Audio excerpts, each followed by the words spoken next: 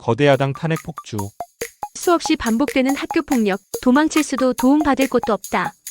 24명의 정부 인사 탄핵. 대통령으로서 일을 할 수가 없다. 폭력의 끝은 어디인가? 탄핵의 끝은 어디인가?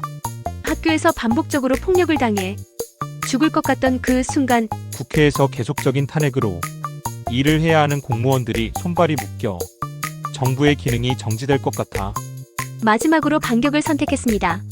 비상계엄을 선포하였습니다. 하지만 돌아온 건 가해자로 몰린 억울한 상황. 하지만 범법자 한 사람을 지키기 위한 민주당은 내란죄로 몰아가고 있습니다. 수없이 당한 학교 폭력은 관심도 없고 최후의 반격만 잘못되었다고 한다면 이것이 공정일까요? 24번의 탄핵과 예산 삭감으로 헌법을 수호해야 하는 대통령으로서 아무것도 할 수 없는 절박감이었다.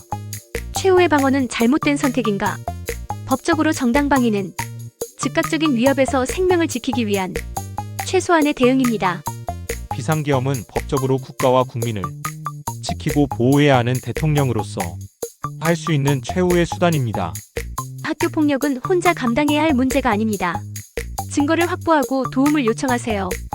폭주하는 국회에 맞서는 것은 대통령 혼자 할 수가 없습니다. 국민들의 안전을 지켜야 할 공무원들과 국민 응원이 함께해야 합니다. 그들이 일을 하기 위한 최소한의 경비인 특활, 특경비입니다. 증거를 모으세요. 메시지, 사진, 증언 등 신뢰할 수 있는 어른에게 알려야 할 것입니다.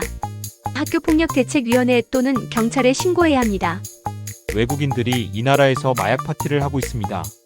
외국인들이 국가 비밀과 산업 비밀을 훔치고 있습니다.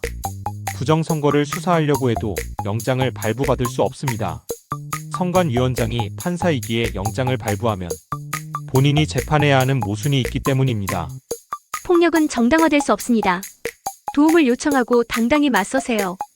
당신은 혼자가 아닙니다. 부정선거는 용납될 수 없습니다. 국민이 아무리 투표로 심판해도 개표 결과는 조작된 프로그램에 의해 정반대로 바뀌는 마술이 일어납니다.